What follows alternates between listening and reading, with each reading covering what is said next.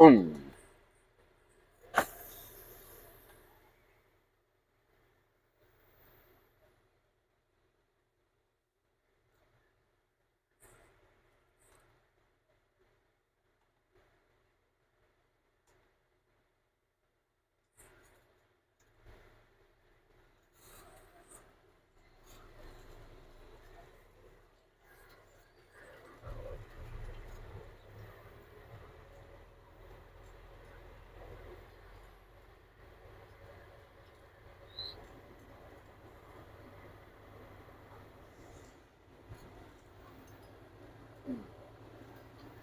no.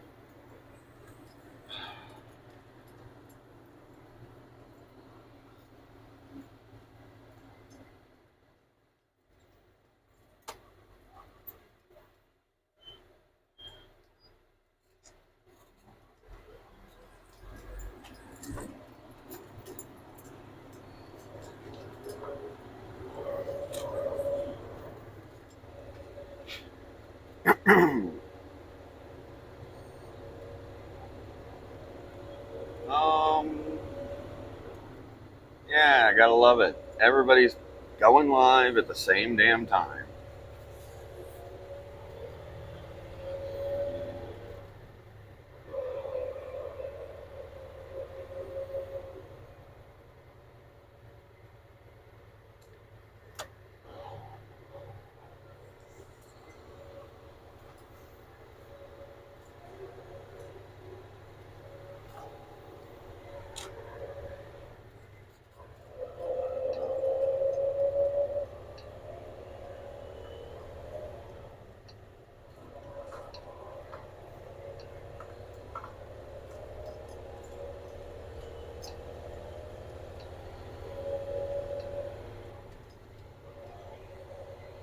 Going to Hebron, Kentucky.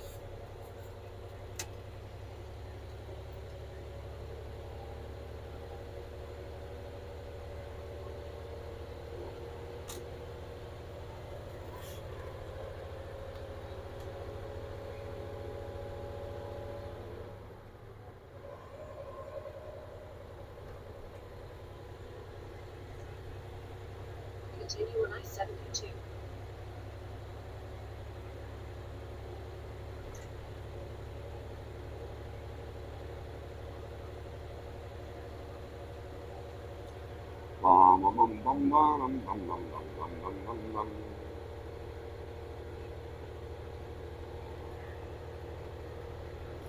Well, I guess I'll just put my sunglasses on until somebody starts talking.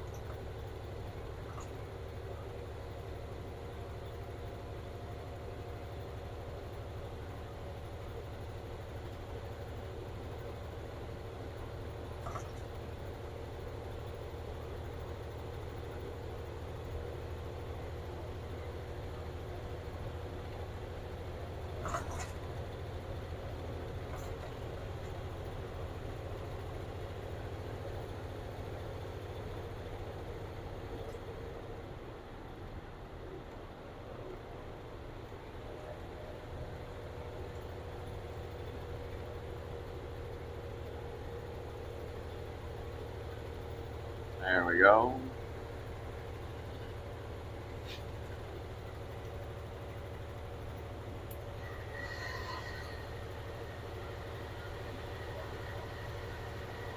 We are rolling somewhere in Illinois. Who's that? That's Dan Kiwiyawi, hello, how are you today?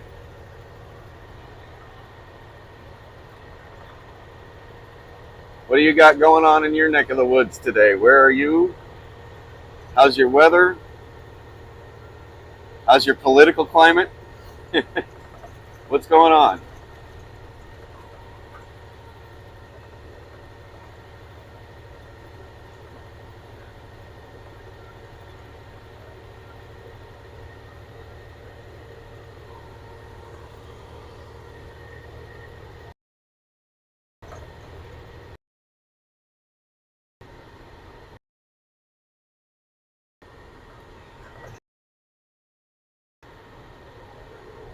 Yeah, New Zealand, but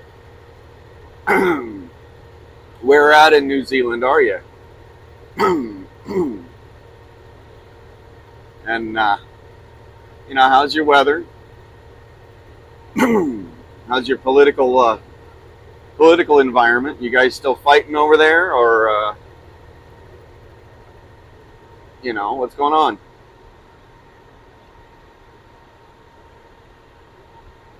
It's very early in the morning.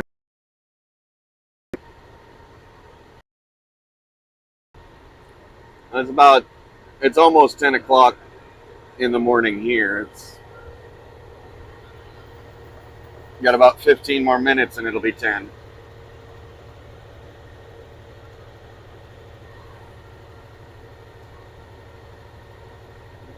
I would have got rolling 3 or 4 hours ago, but I just did not feel like waking up. Hey Slim, how are you today?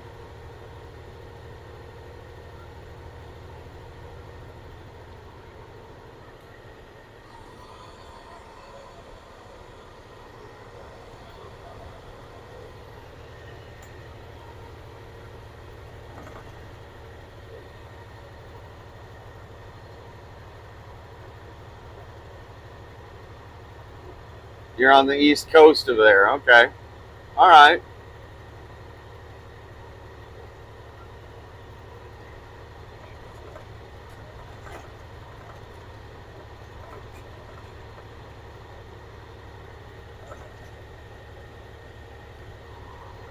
Well, right now we're on I-72 in Illinois. Got a got a bit of cloud cover.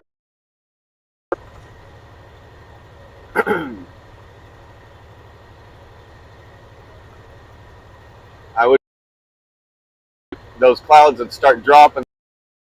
They're not, because I've got bugs already this morning.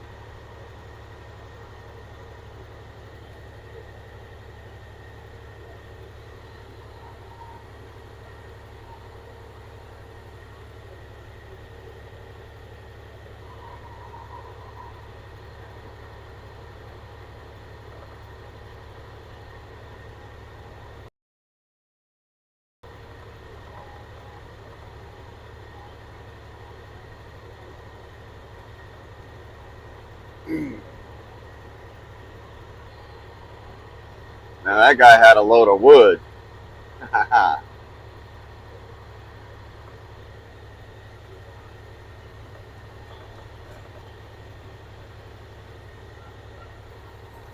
Good, good, good. Keep up the fight.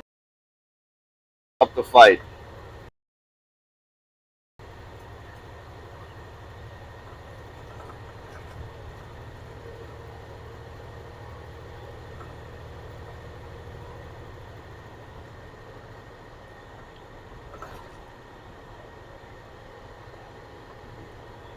Oh.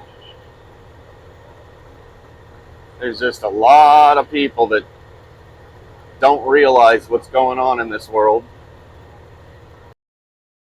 Fight. The longer we fight, the more eyes get opened, and the more,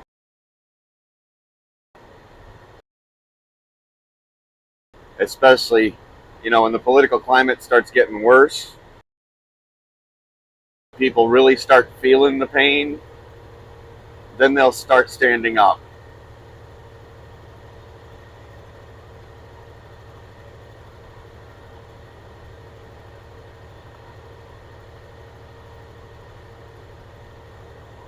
Yeah?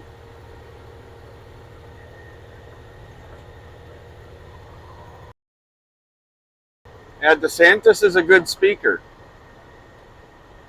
He knows how to put his words out there, that's for sure. We got, what is this? No, it's just a tourist.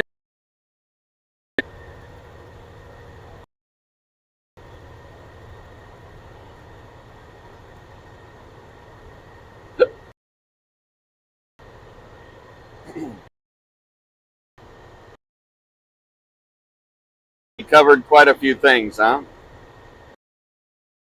Like what? Break it down for me. Remember, anyway.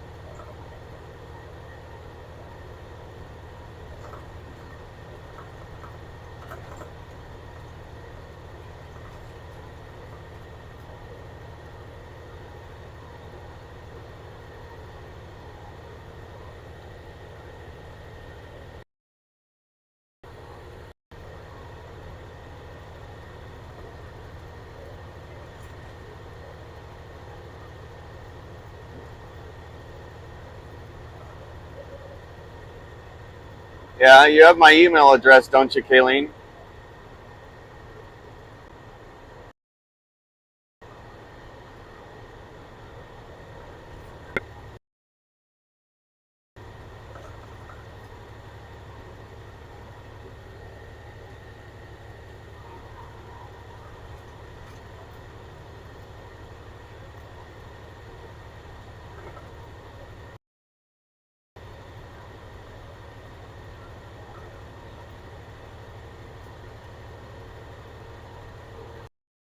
I'll have to find a time down the road. Then I can get these bugs off the windshield. Because all those little faded spots that are in the way that you see on the screen, that's bugs.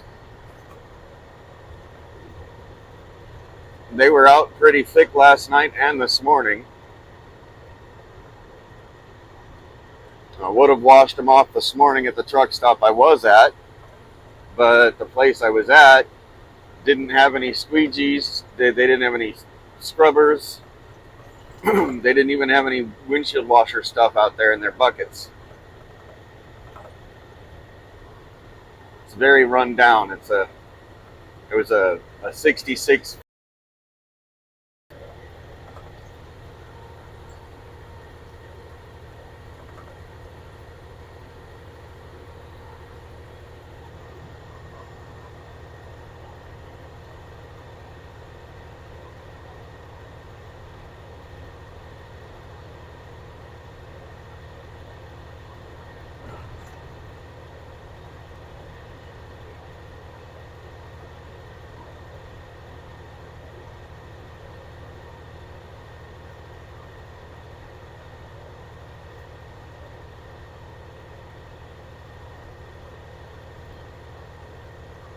So I was watching Jesse last night. He was out there watching the fireworks and stuff over there in Niagara Falls. Niagara Falls is always a beautiful place to go and see and kind of tour around, and I'm glad he got a chance to do that.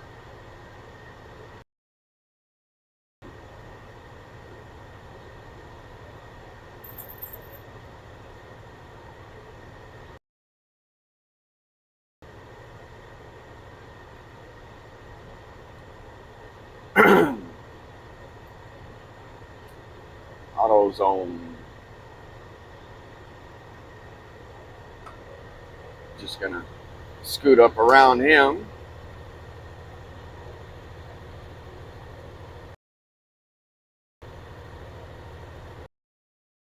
There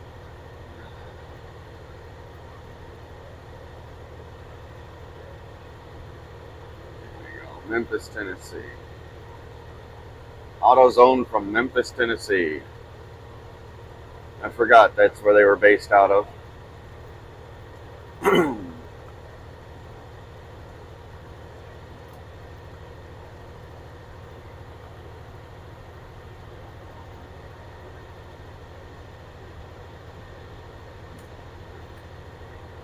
Alright.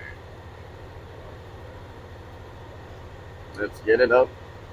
Get it up, get it up, get it up. So, if I were to ask you what it is that you think we're fighting for, what's your answer?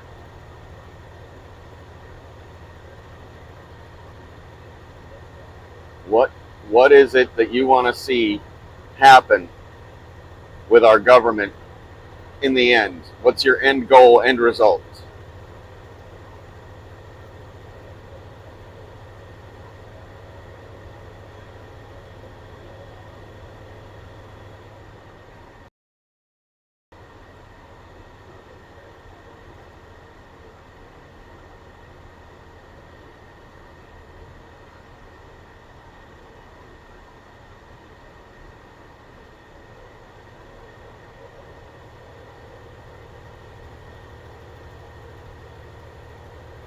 What is it?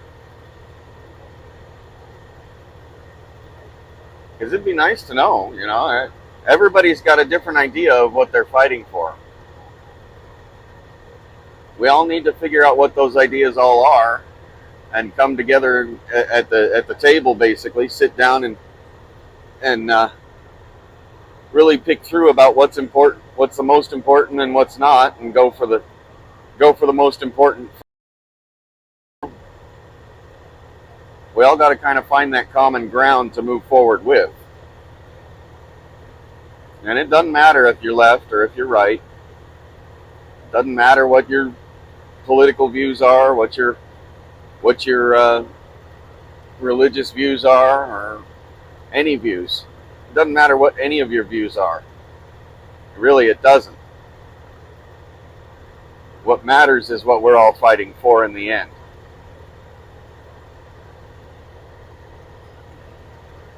Because I mean, realistically, every single person on the planet wants the same thing. We all want the same thing. We all want to live our lives comfortably and happily.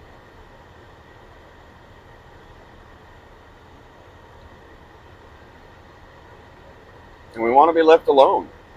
I mean, really, we don't want we don't want other people deciding that they're going to interfere with what we do for ourselves, you know.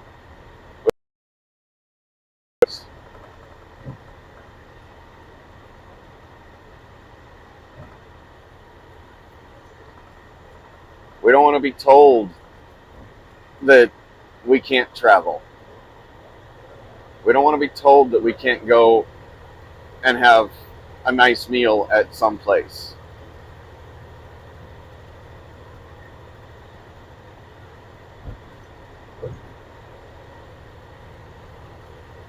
We don't want to be told that we can't go see a doctor when we need to.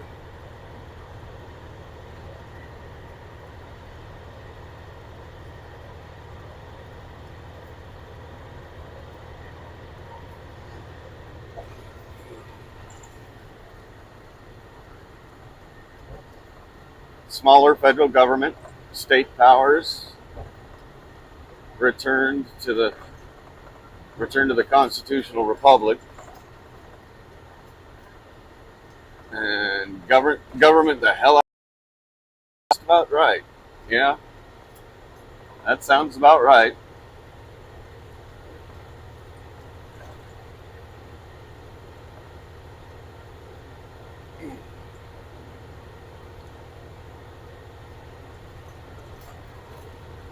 See, I'd like to know, when is it, at what point did they start teaching the people of this country, or trying to?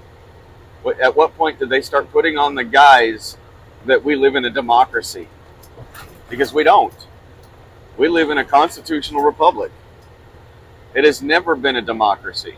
There has never been any aspect of democracy to it, because a democracy is not for the people. It's not for the people, and it's not run by the people.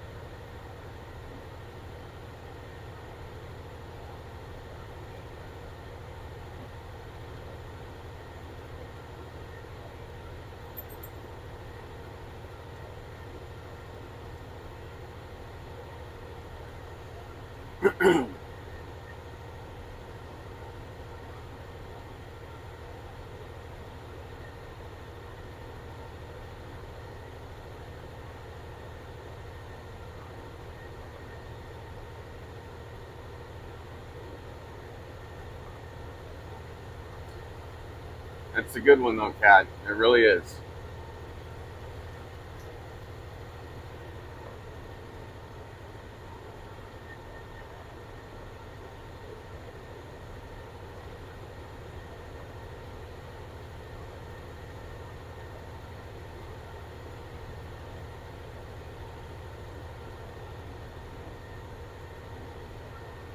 Oh. See, driving through areas like this is far more peaceful, far more soothing, and just, I don't know. But when we get into the bigger, when we get into the cities, kind of loses something, you know. The only real thing that attracts me to the bigger towns and cities is some of the old architecture, you know. Not the new stuff, because the new stuff is pretty much cookie cutter from one end of the country to the other. You know, you can take a look at every single Home Depot in the country, and they all look identical. And you know, every McDonald's looks identical. Every shopping mall looks identical. But you look at the older architecture, the stuff that's 100, 200, 300 years old, depending on where you are in the country, and you can definitely see a beautiful difference in the architecture. And it's all art. You know, it's all very artistic. Um,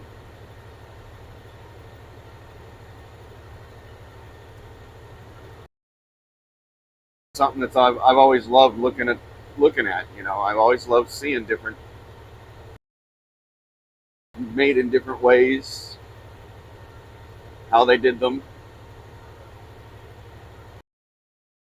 The, even though, like, you take a look at the pyramid,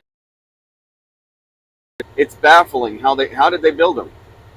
How did they build them? How did they get everything so exact? And how did they move those giant blocks of stone in their time frame? Let alone cutting them so precisely. Um, but even then, you take a look at some of the buildings in the U.S. that were built in the 16, 17, 1800s. You know they didn't really have the technology like they do today. How in the world did they build some of those buildings and some of those monuments?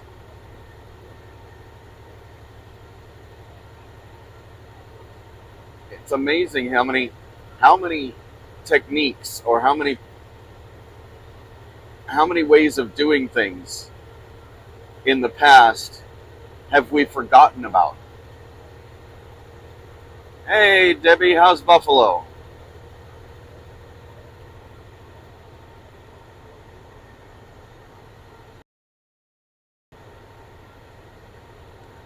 I mean, there's so much of our history that is just forgotten, lost in time, you know? I mean, you look at the world, you've got how many ancient civilizations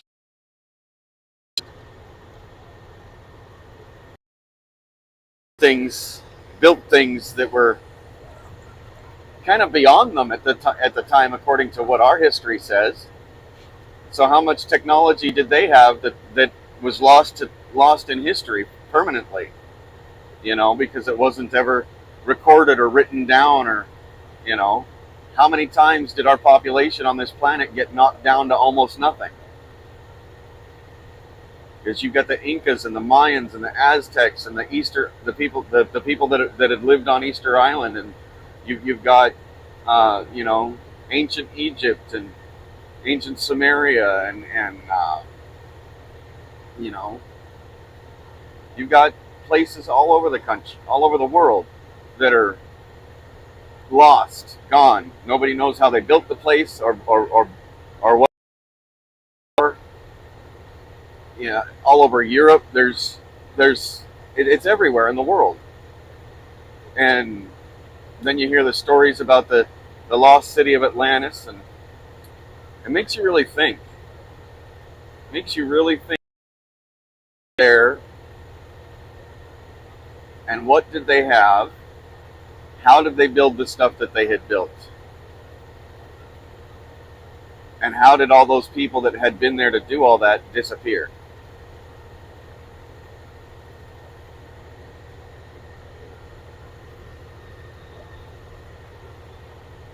Thank you, Kayleen. I'll get to it later on when I'm not driving.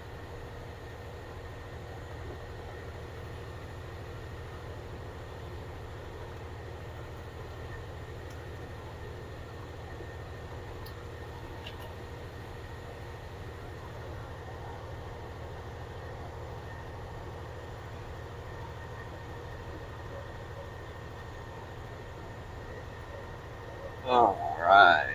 So we got 369 miles to go. We're probably going to go 340 to 360 of that, somewhere in there, because that's the mileage straight to where I deliver the load at. And I know I'm not going straight there today because I don't deliver until tomorrow morning. So we're probably going to go about 340, 350 miles, maybe. And we'll have a place to park. It's going to be about 5 to 5.5 hours. And then we have the rest of the day to figure out what we want to do. We might go out sightseeing in the area. Kind of hard to do when you're broke.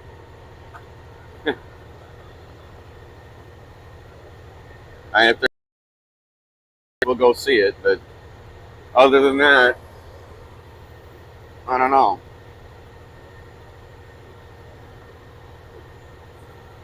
And when I say we, I mean me and Sid, my dog, my co-pilot. I refer to him just like I would a regular person. A lot of times he's about the only thing that keeps my stress level down far enough that I don't become a danger to myself or others out here. Especially when it's really nasty traffic, I start getting frustrated. Next thing I know, he's rubbing his head up against my hand, trying to make me pet him, because it's like he knows my stress level's too high.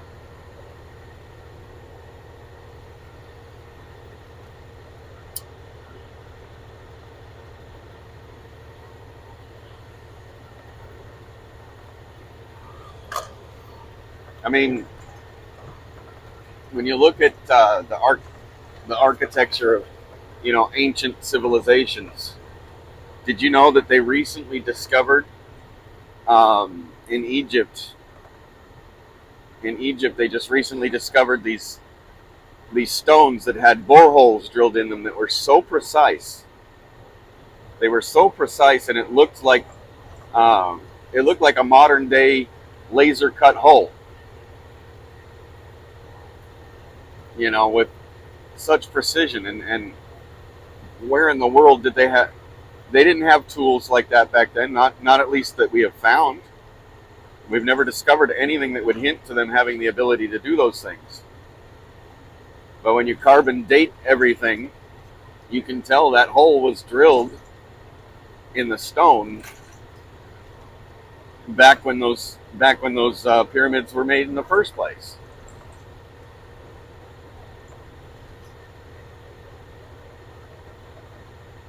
I'm going to deliver in Hebron Hebron, Kentucky. Hebron. Hebron, Kentucky. Tomorrow morning at 8 o'clock.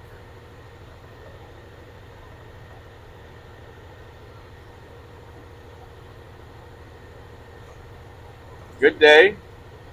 How are you doing, Freedom?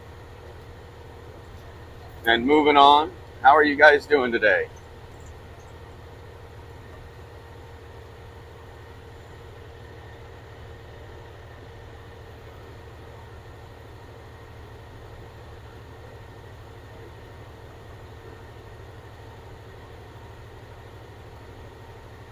Right now, we're in the middle of Illinois.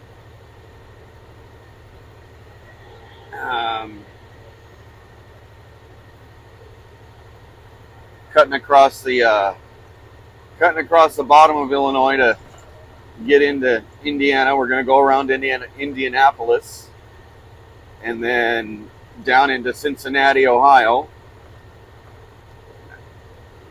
and then right around Cincinnati, Ohio, we head straight south into Hebron.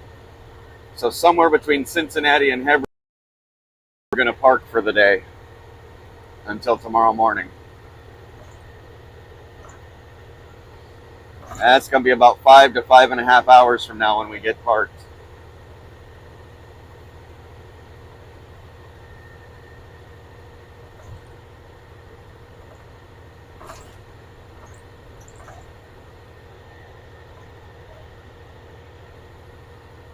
And right now we're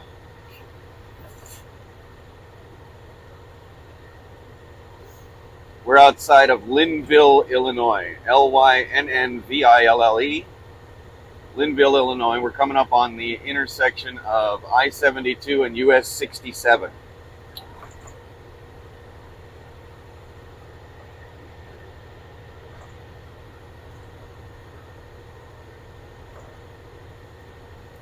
Hey. It may be Monday for you, Kayleen, but every day is the same to me. Most of the time I don't know whether it's Monday or Tuesday or what day it is. I'm just out here doing my job.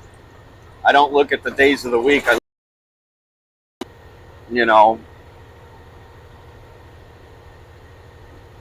So realistically, I don't ever have a Monday.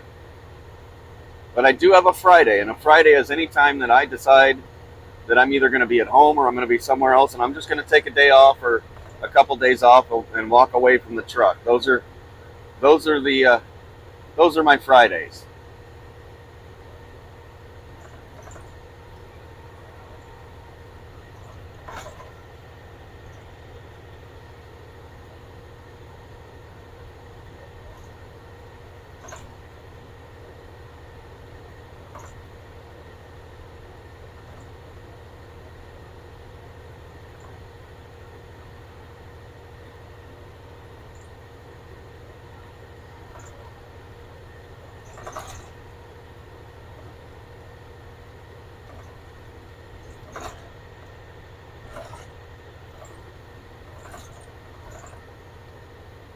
Well, I most likely will be making a pit stop in Indiana, probably around Indianapolis somewhere, because I'm going to be hungry. And my little co-pilot Sid he'll have to get out of the truck and do his business. So I can't keep him in the truck for 5 to 6 hours without stopping for him. He's just a little dog. He's just got a little bladder. He's not a big dog.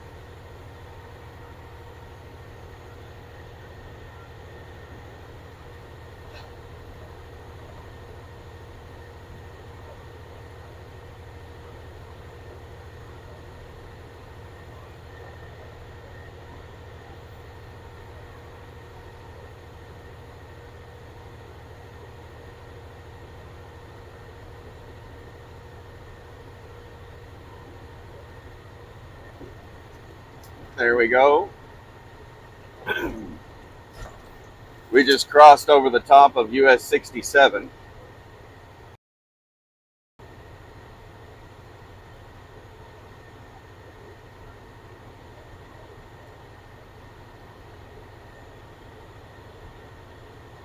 So, whereabouts in Indiana are you there moving on?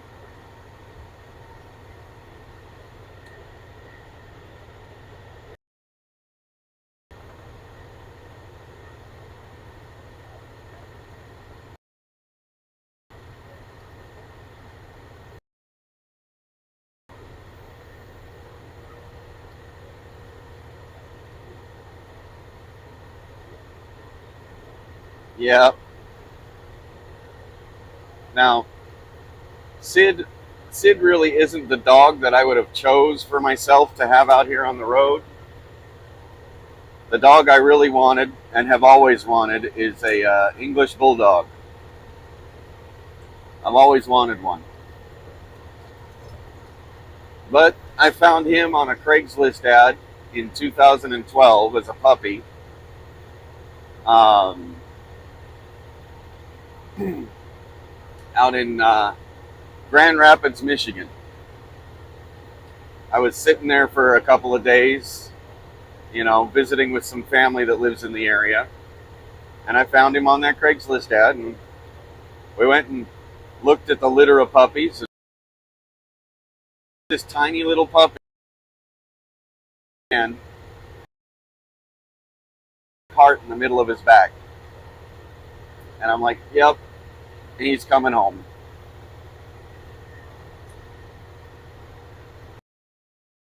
I thought, my wife and kids would love him. My kids love him to death. My wife, she looked at me and said, "That'll make a great truck dog for you," even though he was initially supposed to be a gift for her, right? Yeah. So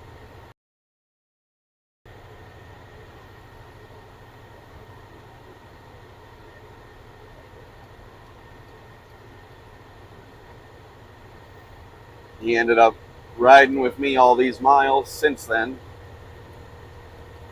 He has seen every corner of the U.S., northern Mexico, and Canada, and the Canadian islands, and Alaska. He's been everywhere.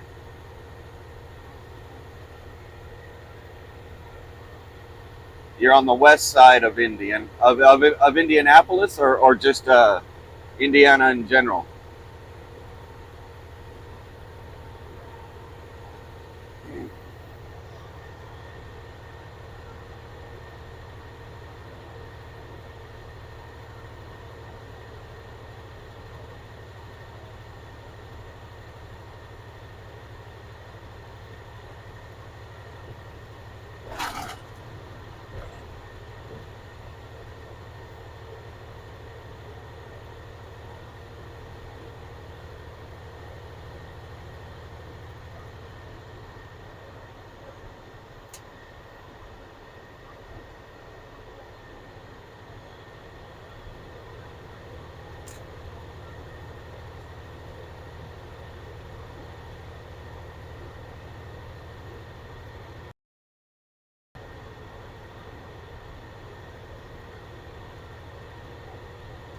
Is there a is there a truck stop near you? If there's a truck stop near you, then I can or a rest area.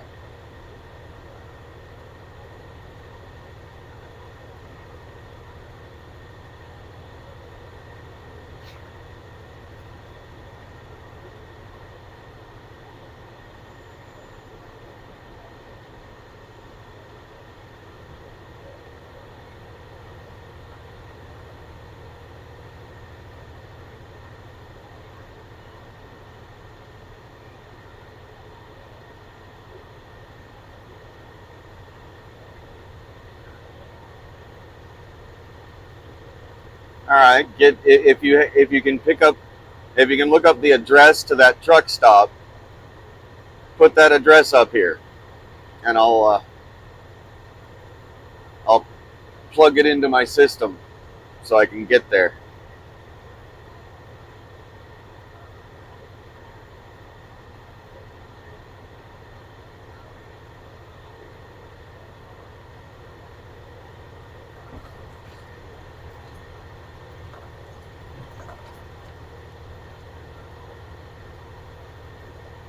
Jacksonville.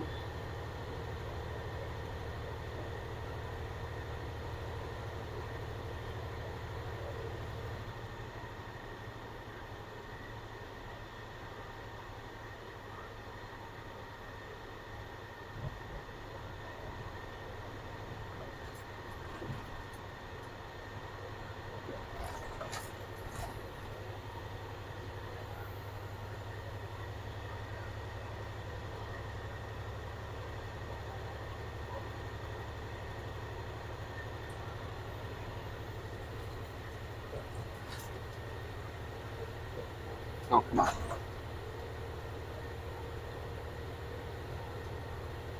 There we go. All right.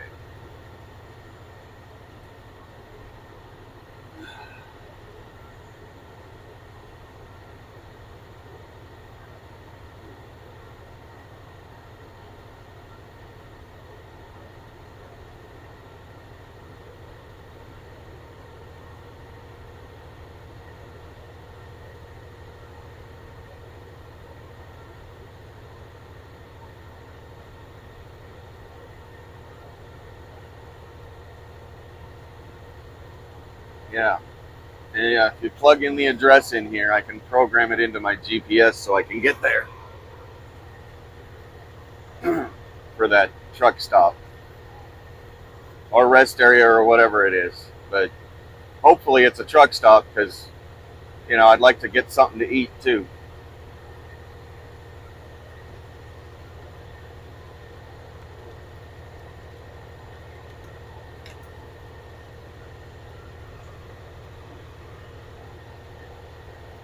Ah.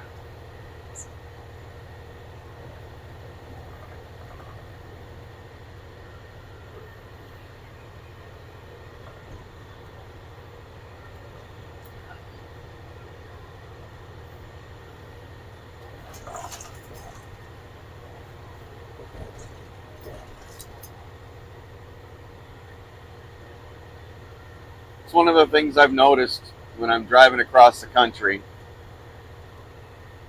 Not much really changes from one side of the country to the other, except the trees. The geography, the trees, sometimes the kinds of people change, the cultures. Um, the buildings don't really change all that much anymore. The older architecture does, but the modern day buildings, they all look the same from one end of the country to the other.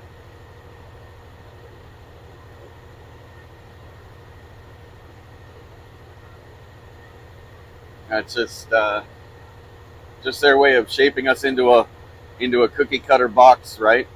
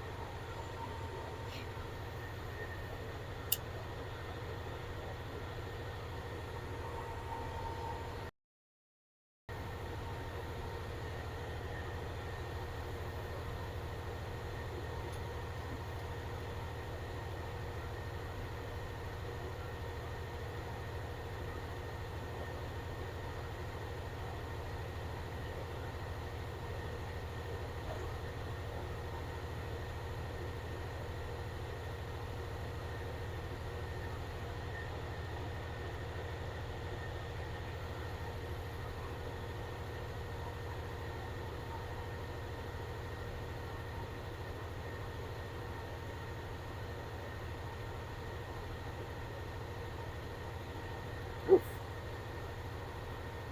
Well, now that just got a bit bright outside. The sun must be cutting through a thin spot in the clouds.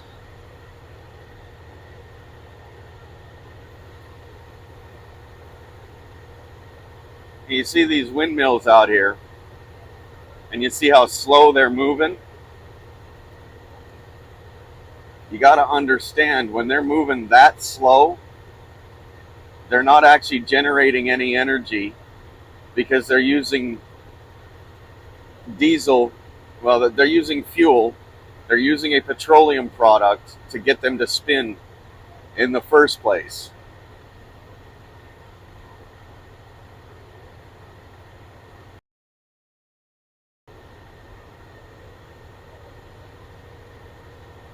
So the wind needs to pick up and get those blades moving a little faster and than that in order to be producing any energy.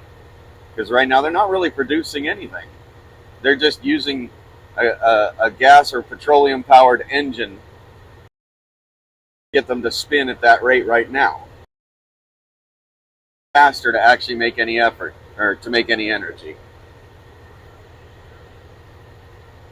Then, so those windmills are just one big great lie that was put out there by everybody that pushed it for this Green New Deal stuff that started God knows when.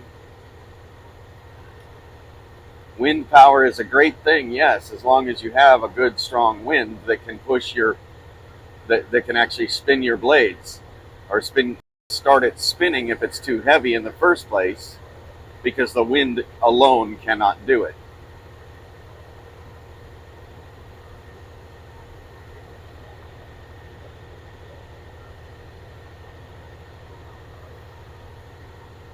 I haven't seen anybody pop on here or talk in a while. Is Moving On still trying to find an address for a truck stop for me, or did I lose my live? I'm still live. Okay. It's interesting.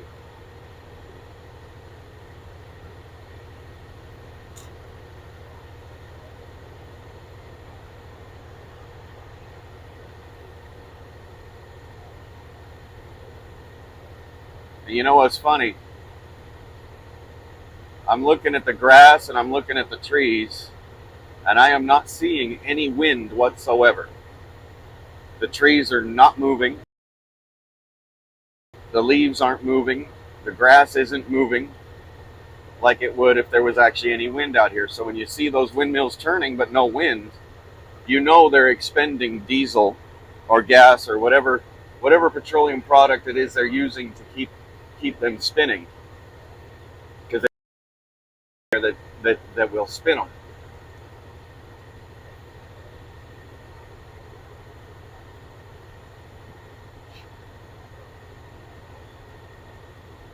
So it's kind of odd to see them actually turning, and there is no wind out here.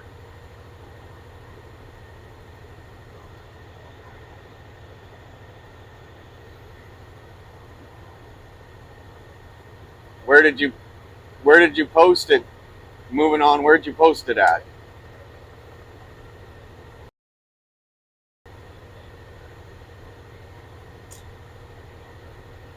If you put the address right here in the chat, then I can type it into my GPS. Unless you sent it to me by email.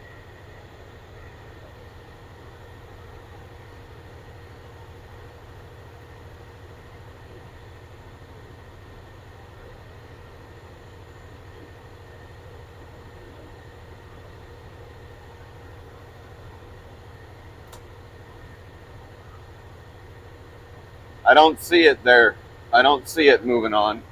Um, Try again. Maybe put a couple of extra spaces in between the stuff, but I don't know. I didn't see it pop up.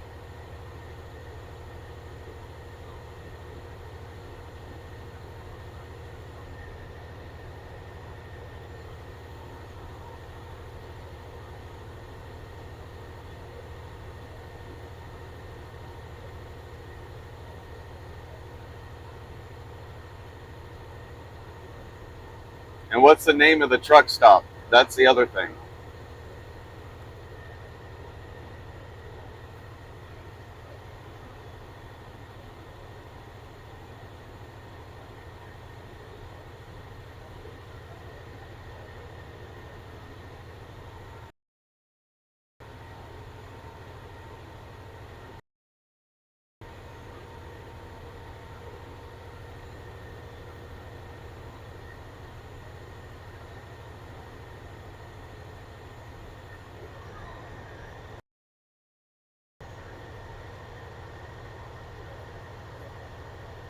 It's a Flying J, 1720 West Thompson Road. All right. Let's see here.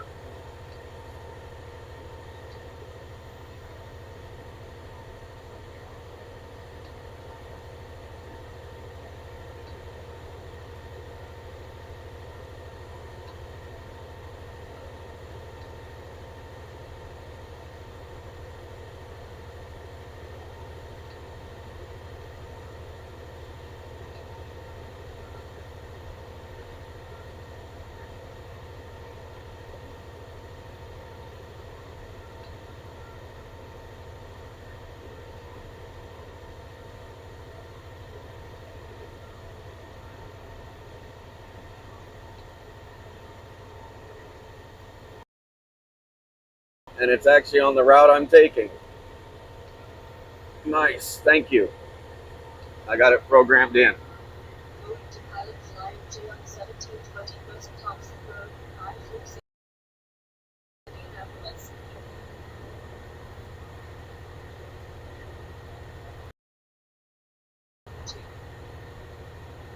So I'm going to be there in about 3.5 hours.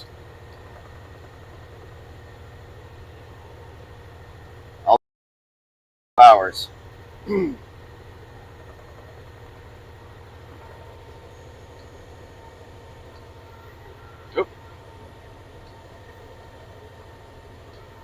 There we go. All right.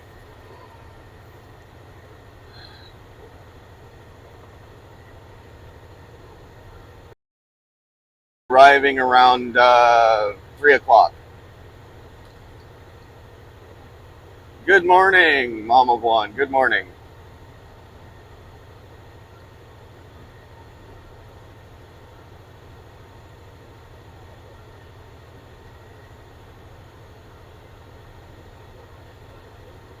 Now we're just crossing Illinois right now. We've got Decatur, Illinois here coming up in about 55 miles.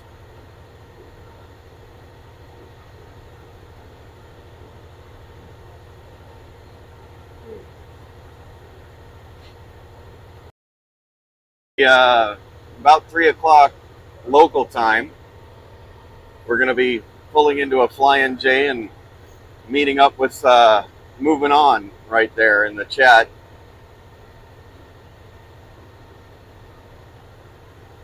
Grab a bite to eat.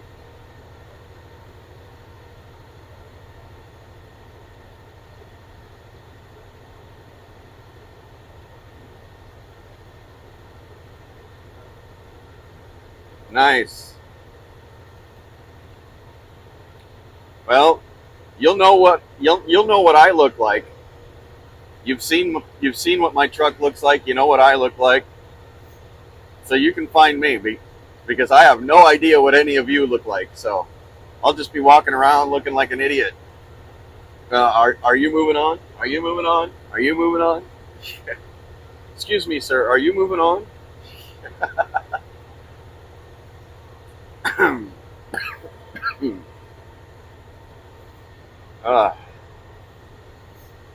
Now the little truck stop I parked at last night wasn't paved. It was just a really dusty, dirty dirt parking lot. It was nice enough out that I was able to have my windows open and everything because the temperature was nice. And everybody.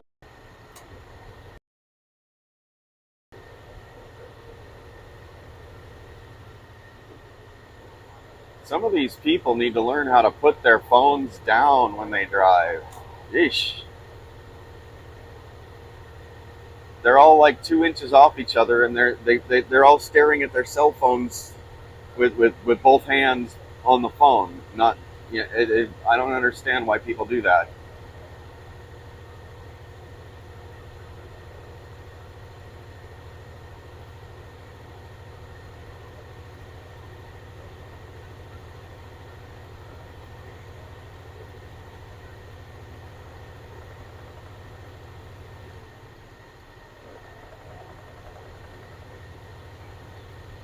What has he got? They look like big barrels. They are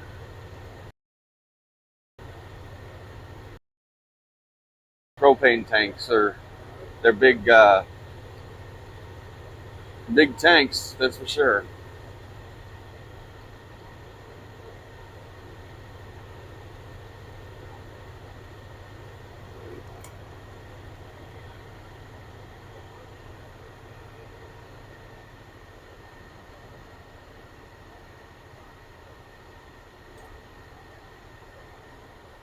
All right.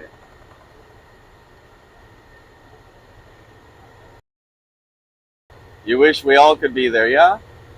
Well, maybe one of these days we will all finally just give up everything that we're doing in our lives and stand up and be in the same place to tell the people that think they control us that they work for us instead, and that them instead of doing interests are telling them to do.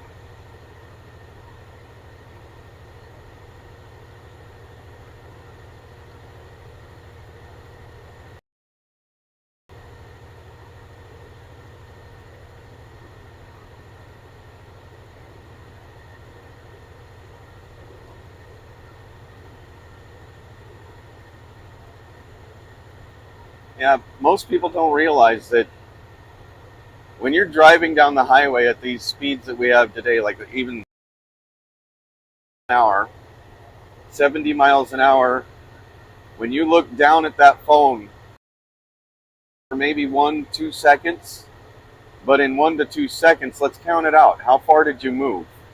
Right? So when we hit this bridge, when we go under this bridge, I'll start counting the seconds, okay? We're looking at 1,000, 2, 1,000, bang. That's all it would have taken for somebody next to me to have gotten a little out of control because maybe they blew a tire,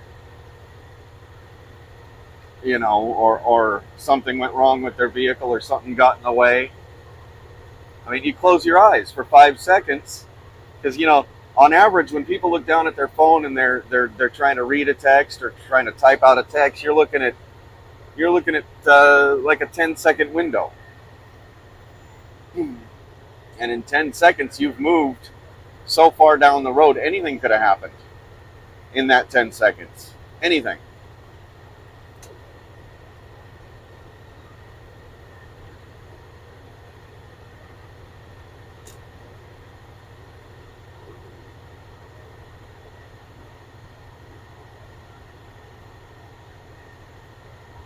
So yesterday evening we drove right past uh, the Mark Twain childhood, the childhood home of Mark Twain, the home he grew up in, which is out near the Hannibal, Missouri area. One of these days I might get time to stop and go see it, but it would be nice.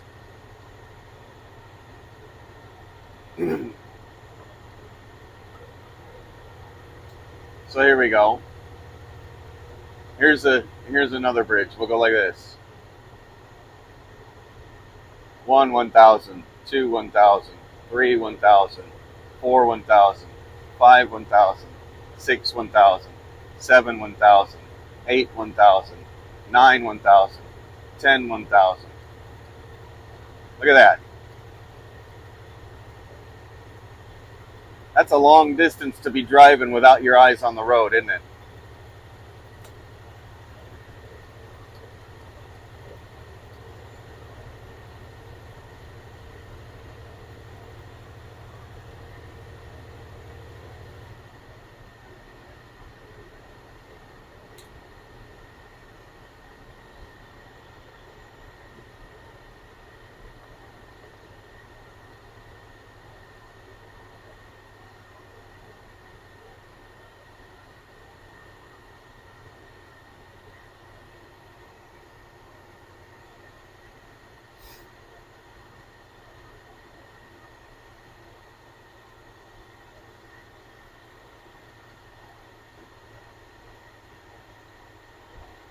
And it's crazy how Everybody out here today, like for every car that passes me or that I pass, I'd say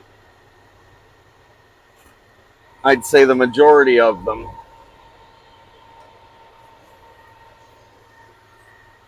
like out of every 100 cars, maybe 5 of them do not have a cell phone in their hands.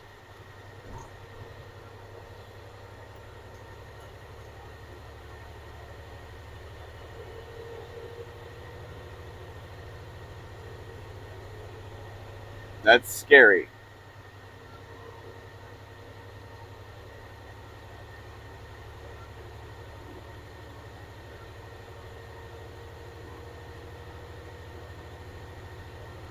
Just because they've done it ever since the phones came out doesn't mean that it's safe. It's not. You take a look at how traffic was and how versus how many accidents there were, especially deadly accidents, prior to the addition of cell phones. You take a look at it in the big cities where you've got where you've always had traffic jams and rush hour and the whole nine, long before cell phones, and you compare the accident rate to from then to now, and it is insanely different. There are so many more accidents today because of that.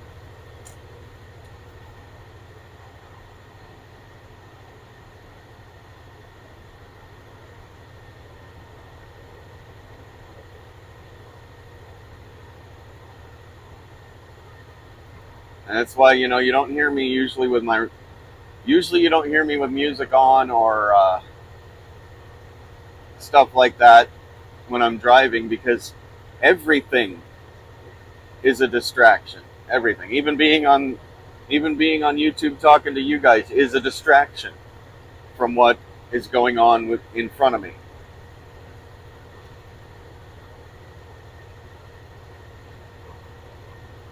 I mean, this live streaming though, and talking to you, I'm not looking at the screen. I'm looking at what's going on out in front of me. For the most part, like I'm actually holding the phone in my hands, and but it's still a distraction. I mean, yeah, we probably shouldn't be doing it, but we are.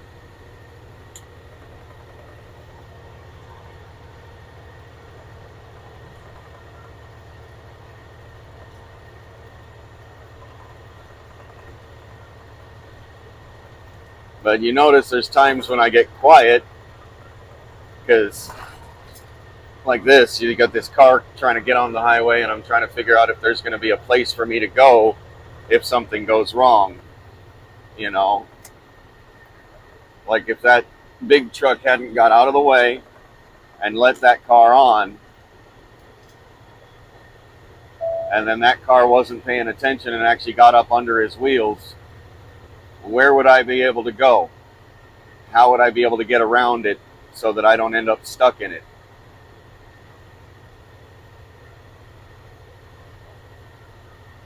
Yeah, it's times like that when I get quiet. I mean, there's a lot of stuff that you don't see on the camera. When I'm quiet, it's because something's going on that you can't see, but I do. Because I'm focusing on getting through that little situation more than I am anything else.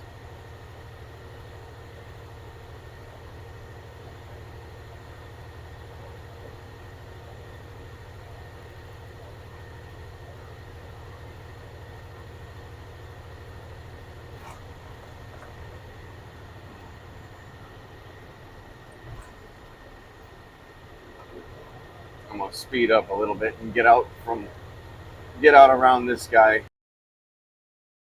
Traffic tries to merge in.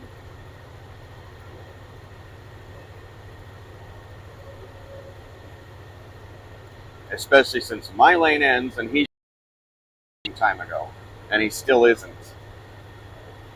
So I literally have to go up to 80 miles an hour to get around his ass. And I just barely made it.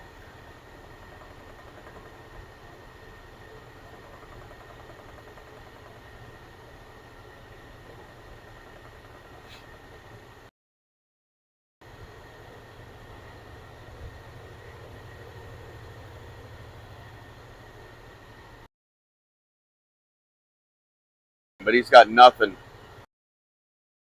over there.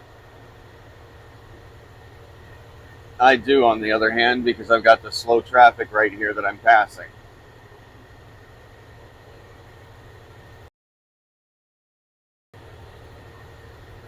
Biggest reason I said he had no reason to be there is because there was this giant empty spot back there in that right-hand lane he could have got over. Even when I was passing him, he had nothing next to him. But guess what I saw when I passed him? He was on his cell phone, playing with his cell phone.